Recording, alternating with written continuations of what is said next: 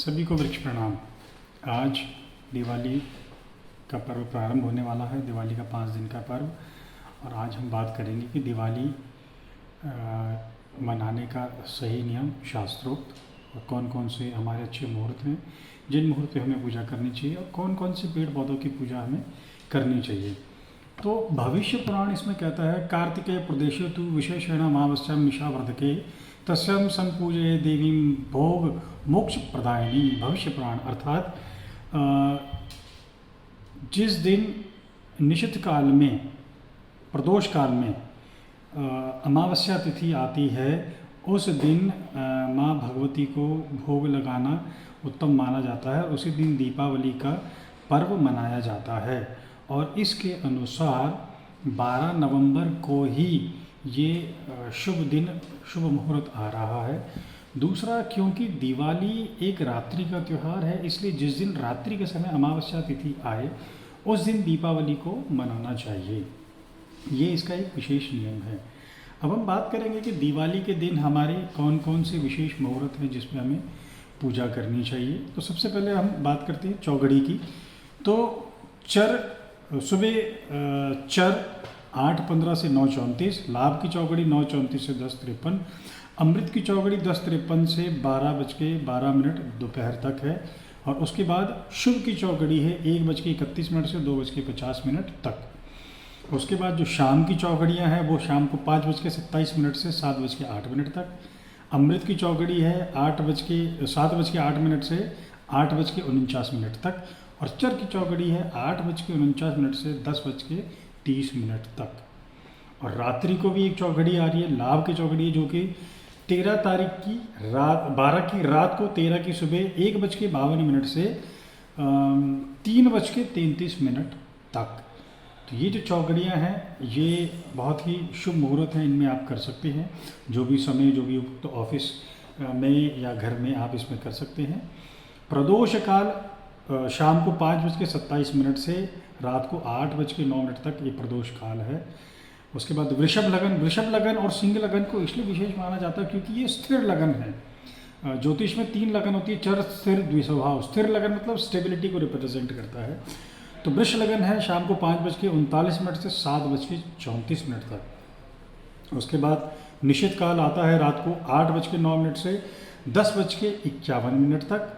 और महानिशित काल है रात को 10:51 से 13 तारीख को सुबह 1:33 तक। और विशेष जो सिंह लगन है जिसकी मैंने बात करी, सिंह लगन रात को 12:10 से 2:27 तक सिंह लगन चलेगा।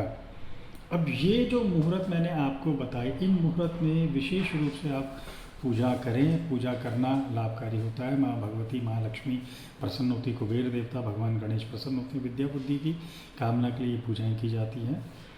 आज एक थोड़ी सी और विशेष जानकारी दूंगा कि हमें दफ्तर में, ऑफिस, कार्यालय में कौन सी लक्ष्मी जी की मूर्ति स्थापित करनी चाहिए और घर में किस प्रकार की मूर्ति स्थापित करनी चाहिए। विशेष ध्यान दीजिएगा इस पर। कर्म स्थल पे, व्यापार स्थल पे जो लक्ष्मी जी की खड़ी स्थिति में जो मूर्ति है या फोटो है उसको स्थापित करना चाहिए। खड़ी का अर्थात जो स्टेबल नहीं है। व्यापार स्थल में कभी भी स्टेबिलिटी नहीं होनी चाहिए, चलायमान होनी चाहिए। लक्ष्मी चलती रहनी चाहिए, आवागमन लगा रहना चाहिए। इसलिए भगवान गणेश के साथ साथ लक्ष्मी जी खड़ी होनी चाहिए। उसको बहुत शुभ माना जाता है व्यापार के स्थल, कर्म के स्थल पे। और घर में बैठी हुई लक्ष्मी की फ़ोटो या मूर्ति बहुत शुभ मानी जाती है क्योंकि घर के अंदर मनी की स्टेबिलिटी बहुत ज़्यादा ज़रूरत है। तो इस चीज़ को विशेष रूप से ध्यान दीजिएगा। दूसरा, धनतेरस का पर्व आता है। तो धनतेरस 10 तारीख को शाम के दोपहर से धन त्रयोदशी लग रही है। तो दोपहर को शाम के टाइम आप बर्तन ला सकते हैं, सोने की चीज़ें ला सकते हैं, बहुत सारी अपने जैसे आपकी सुविधा हो उस हिसाब से ला के धनिया अवश्य लेकर आइएगा। और उस धनिये को आप एक गमले में अवश्य डालिएगा।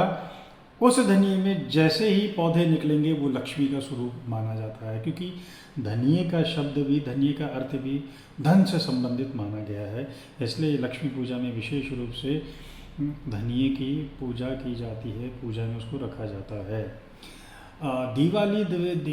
दीपावली वाले दिन विशेष रूप से, जैसे मैं हमेशा बोलता आ रहा हूँ कि एक बेलपत्री के वृक्ष को अवश्य स्थापित करें अपने घर में, और बेलपत्री के फल को, जिसको श्रीफल बेलफल भी कहा जाता है, उस पर तिलक इत्यादि लगा के मौली चारों तरफ से लपेट कर उसको अपनी तिजोरी में रखें, और इसी के साथ साथ उस पर धूप बत्ती दिखाएं।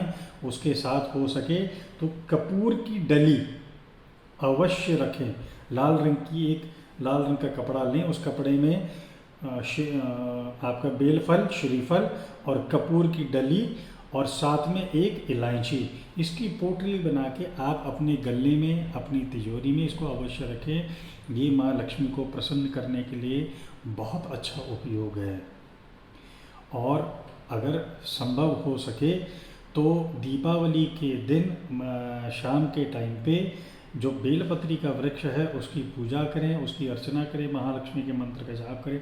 ओम महालक्ष्मी नमः, ओम श्रीं ह्रीं श्रीं कमले कमलालय प्रसीद प्रसीदम श्रीं ह्रीं श्रीं महालक्ष्मी नमः, नहीं तो ओम श्री ललितांबिकाय नमः, किसी भी मंत्र का जाप करें। विशेष रूप से जब आप रात्रि में पूजन कर रहे हैं अपने घर में, तो जो भी आप, जिस भी प्रोसेस से आप ये पूजा करते हैं, उस प्रोसेस में कम से कम 11 बेलपत्री के पौधे, जो टूटे हुए ना हों, बेलपत्री के पौधे अवश्य रूप से माँ लक्ष्मी पे चढ़ाएं। माँ लक्ष्मी से बहुत प्रसन्न होती है, आपको सुख शांति और समृद्धि देती है। आशा करता हूँ आप लोगों को ये वीडियो अच्छा लगा होगा। जितना हो सके अपने मित्रों के साथ इस वीडियो को शेयर करें, और भगवान ये वाला दिवाली, आगे की भी दिवाली आप सभी के लिए मंगलमय रहे, सुखी रहे, समृद्ध रहे। वृक्ष लगाएं, भविष्य बचाएं। सभी को वृक्ष प्रणाम।